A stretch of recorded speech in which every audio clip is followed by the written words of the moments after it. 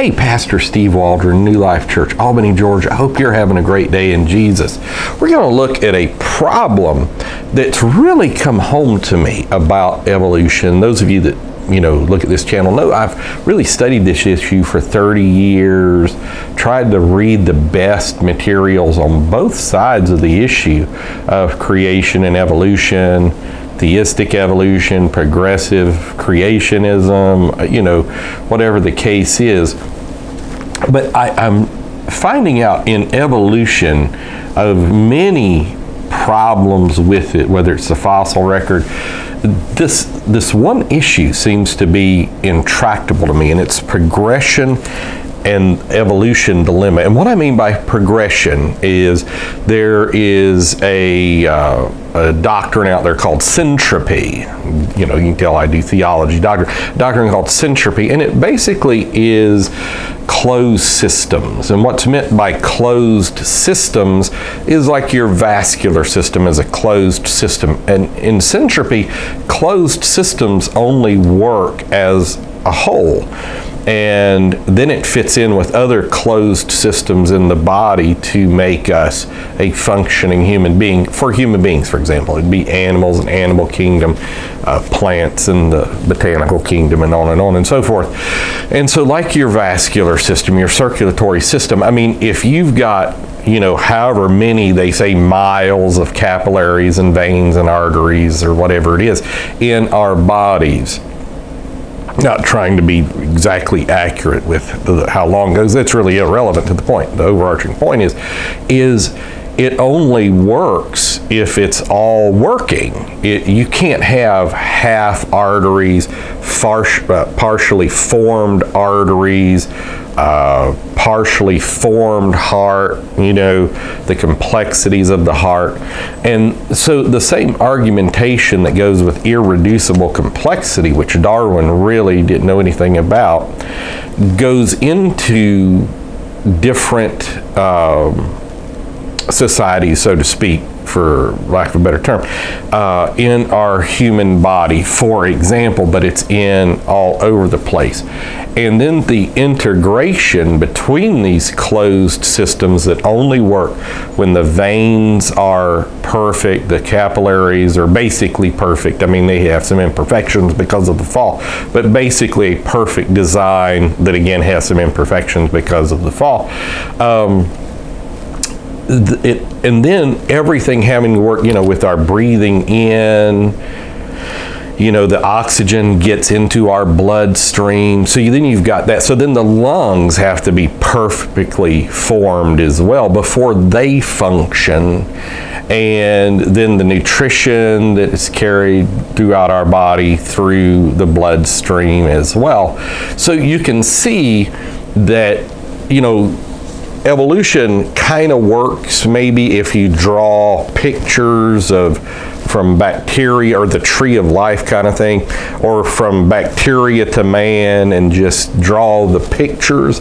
But once you do a deep dive, and not just in how did a whale, did a fox jump in the ocean or a cattle and eventually become a whale? That, believe it or not, that has actually been part of evolutionary theory over the years, that either a fox or a cow went into the ocean and eventually, by going in the ocean enough, became a whale over the course of millions of years.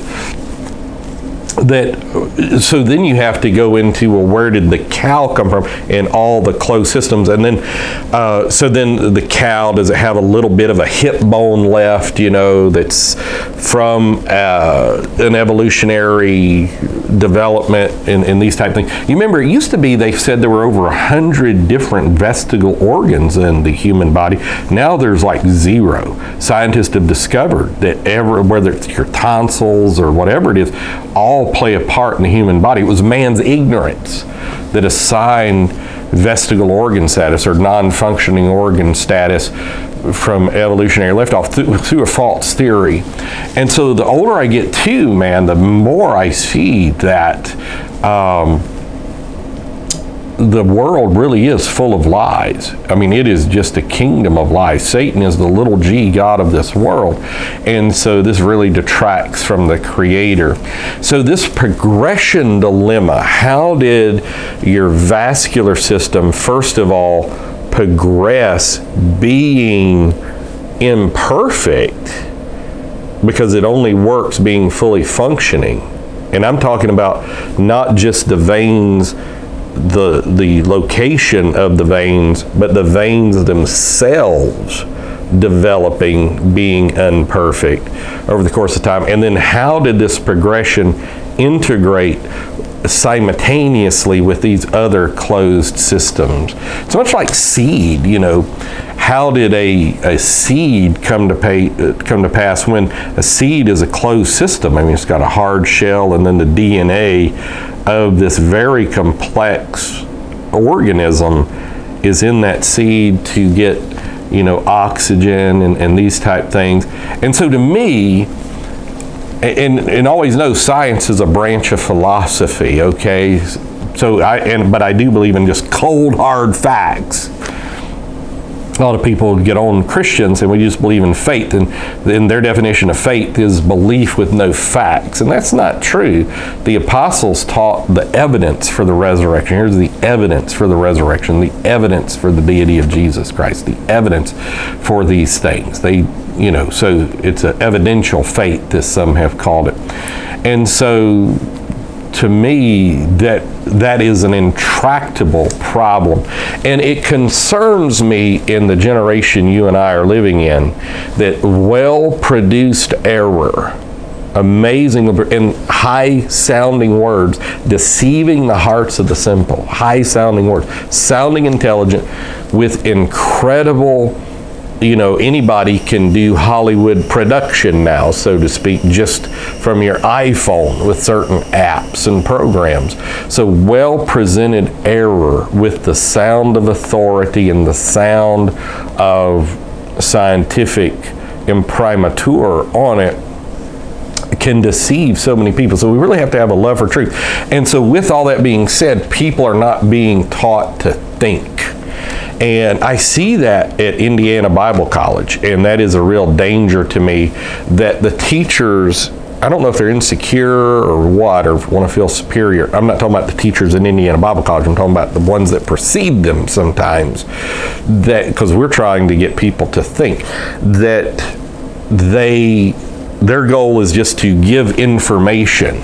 And so when it's to give information, then you can delete out certain information that doesn't fit your narrative or your agenda or your training. And so people are not being taught to think.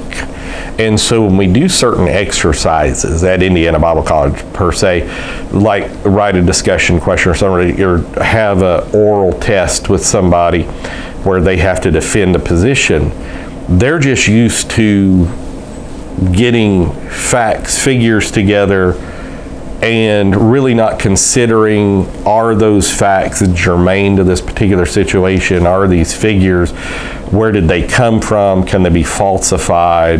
And I fall prey to this too. I'll be reading in the news and there'll be a poll. Well, now, like the first thing I want to do is I want to get into the metrics of the poll. How was the poll conducted? Is it likely voters, registered voters, all people? Did they do it through landlines? Did they do it online? Did they do it through a combination of landlines, cell phones, online? What part of the country? What is the demographic breakdown? Pubs, Dems, independents, all kinds of various factors. So you'll read, this person's ahead by 11. Okay.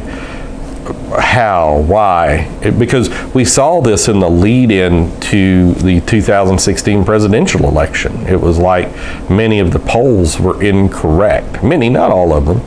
I think there was an IBD tips poll, which I don't really, Investors Business Daily or something, tips. It was okay. Reuters poll was okay as well. Rasmussen, I think, was fairly accurate too. But, the polls were incorrect. And I do know polls can be wrong, but to be so wrong, one candidate's up by 15 and then they end up losing the electoral college, they still won the popular vote, but by a very minute margin. It was just by, a percentage point or two or something like that. And so progression and evolution, if you think about it, it really just seems to be an intractable problem with evolution. And so creation is correct. I mean, it just is, because everything had to come fully formed, fully filled.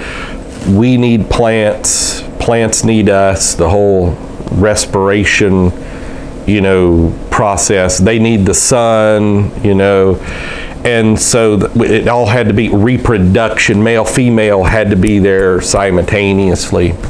So anyhow, the progression and evolution dilemma, I think, is intractable. And so just believe the truth, love the truth, and think, prayerfully think. Let God guide your thoughts. He is the creator of everything. Fear of the Lord is the beginning of wisdom and knowledge. Talk with you later in Jesus' name.